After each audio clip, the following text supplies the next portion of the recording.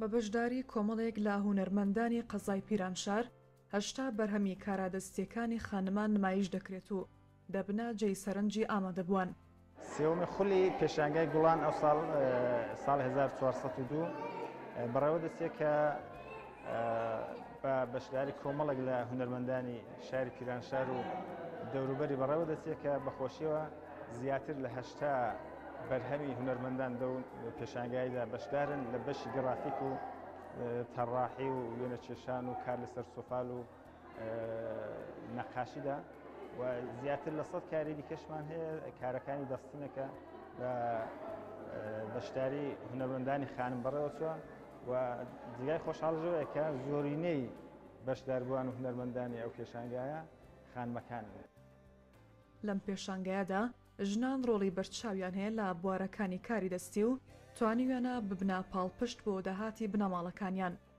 کارەکان هەندێکیان کاری کوردەواری وەکو ئەو کارەوە ئەو کارەیە، زۆریان کاری نوقتە کوبی، شەمع و جەگا شەمعی و ئاویزی ماشێن و جێسویدی و گەردەنی شتی و جوورە. پێشانگەکە تایبەت کرابوو با کارەکانی گرافیک و وێنەکێشان و نیگارکێشی و خۆشنووسی و دیزاینکردن و نیگارکێشان لە سەرکەرەستە و کەلوپەلەکان. سەرجەم ئەم کارانە لە نێو پێشانگەکەدا خرابوونە ڕوو.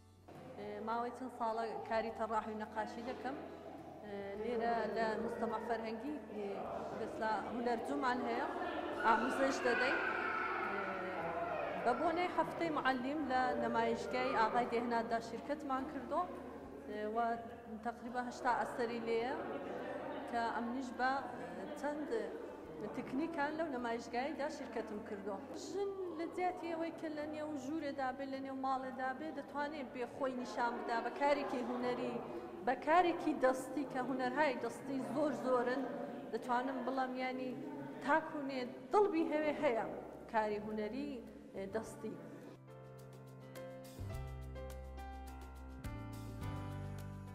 پێشانگاکە لە هۆڵی فەرهەنگ و ئێرشادی شاری پیرانشار لە حەڤەی گوڵان بەڕووی هاوڵاتیاندا کرایەوە و تاوەکو 21 گوڵان بەردەوام دەبێت.